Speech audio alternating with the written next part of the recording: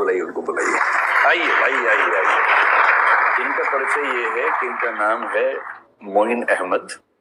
ये हमारे मेंटरशिप के दौर के साथी हैं। पॉलिटिकल साइंस ऑप्शनल से प्रॉपर आईएएस बने हैं। 296 रैंक है और सब अनुमान ठीक रहा तो उत्तराखंड काडर में जाने वाले हैं। रहने वाले हैं मुरादाबाद के और अटेम्प्ट इनका मेंस का और इंटरव्यू का पहला था, वैसे चौथा अटेम्प्ट था। कुछ बातें और बताता हूँ खास, तभी हल्का हल्का कांप रहे हैं। मैंने पकड़ रखा है ना, हल्का हल्का वाइब्रेशन में फील कर रहा हूँ। ऐसे होता है, शुरू में सबको होगा, कुछ दिनों के बाद लोग कांपेंगे आपको देख यही होता है, सबके साथ ही होता है। ये क्रिकेटर है बहुत खतरनाक और इनका सपना था, और पहले इनका सपना था क्रिकेट खेलने का देश के लिए। फिर संघर्ष होते हैं अपने अपने, नहीं हो पाया तो 2015 के आसपास इन्होंने अपने साइबर कैफे खोला गांव में और 3 साल साइबर कैफे चलाया 2015 से 18 तक। लोग ऐसे ही था ना, 18 तक, 16 से 18 तक। कुछ वहां से सेविंग्स करके फिर इनका सपना हुआ कि भाई आईएएस बनेंगे। फिर ये दिल्ली आए, 3-4 साल स्ट्रगल की। जैसे दृष्टि में अस्मिता योजना है, ऐसी एक योजना, एक फाउंडेशन है कोई, उस फाउंडेशन की योजना में ये शामिल हुए। वहां ये उनका रहना खाना हुआ, पढ़ते रहे लगातार। और इस बार जैसी फिल्म्स हुआ, एक ही झटके में मेंस भी, इंटरव्यू भी और प्रॉपर आईएएस। इस बार अच्छी बात यह कि जो 54 लोग सिलेक्ट हुए हैं उनमें से 13 लोग कम से कम आईएएस बन रहे हैं और शायद 15 तक बन सकते हैं। तो जो 13 लोग पक्का आईएएस बन रहे हैं उनमें से एक मोइन है और ये 2 शब्द कहेंगे आपको मोटिवेट करने के लिए। कुछ ऐसा कहो कि ये सब भी मतलब।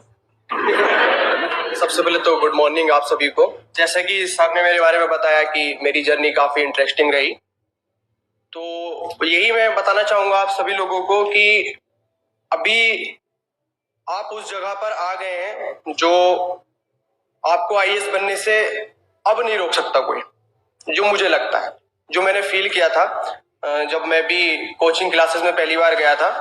तो जब मैं पहली बार वहां बैठा तो मुझे लगा कि शायद 80 से 90% जर्नी अब खत्म हो गई, क्योंकि बहुत सारे लोग सपने देखते हैं, गांव से होंगे और हिंदी मीडियम है तो मोस्टली हम लोग गांव से बिलोंग करते हैं, तो यहाँ तक आना ही एक अचीवमेंट है। अब अगर आप लोग यहाँ तक आ गए हैं तो अब सिर्फ एक काम जो करना है वो यही है कि जो भी आप पढ़ रहे हैं वो पूरी ईमानदारी के साथ पढ़ें। बहुत सारे डिस्ट्रैक्शन होंगे आपके लिए, उन सभी से बचना है और अपनी पढ़ाई जितनी ईमानदारी से आप करेंगे, सक्सेस मुझे ऐसा लगता है कि निश्चित रूप से मिलेगी। क्योंकि मैंने जिस बैकग्राउंड से मैं आया, जो मेरी पढ़ाई हुई, स्नातक की भी पढ़ाई कोई इतनी अच्छी नहीं हुई, स्कूलिंग भी मैंने गांव से ली है, तो वो सारी चीजें मैंने पीछे छोड़ दी थी।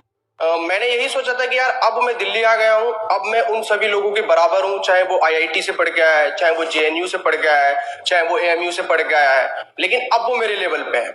उसकी पढ़ाई अच्छी हुई होगी, हो सकता है वो कुछ चीजों को 6 घंटे में कर लेता हो, तो अगर मेरी पढ़ाई अच्छी नहीं हुई है तो मैं 8 घंटे लगा लेता हूँ। अगर हमें मेहनत ज्यादा करनी पड़ रही है तो कोई दिक्कत नहीं है ना, सपना बड़ा है हमारा तो मेहनत भी बड़ी होगी। और खुद पे भरोसा रखो। इस जर्नी में जो सबसे इंटरेस्टिंग चीज है वो यही है कि खुद पे भरोसा रखो कि आप कर सकते हैं। जब मैंने किया है तो यहाँ बैठा हर एक इंसान कर सकता है। मैं तो इस बार या अल्लाह में विश्वास रखने वाला आदमी हूँ, तो मैं यही कहूंगा कि आप अपना 100% दीजिए, बाकी चीजें उसके ऊपर छोड़िए। अगर आपने ईमानदारी से मेहनत की है तो सफलता आपको जरूर मिलेगी। और सिविल सर्विसेज में तो जैसे सर हमेशा बोलते हैं, आपने सुना होगा कि अगर आपने अच्छे से पढ़ाई की है तो जिंदगी में आप बहुत बेहतर करेंगे जहां भी जाएंगे। यही मेरा संदेश है। बहुत बहुत धन्यवाद, अच्छा लगा। और अब इनको ये शुभकामना नहीं देनी है कि अगली बार आईएएस बन जाए, बन गए आईएएस, तो इनको शुभकामना 2 देनी है। तो काडर इनको अच्छा मिल जाए जो ये चाह रहे हैं उत्तराखंड, और दूसरा आज तो ये आईएएस बन के आए हैं। मजा इसमें है कि आज से 15-20 साल बाद देश भर में ऐसा नाम हो कि लोग अखबार खोले तो हर रोज सामने लिखा हो कि मोइन अहमद आईएएस ने किया ये धमाल, ऐसा कुछ है ना।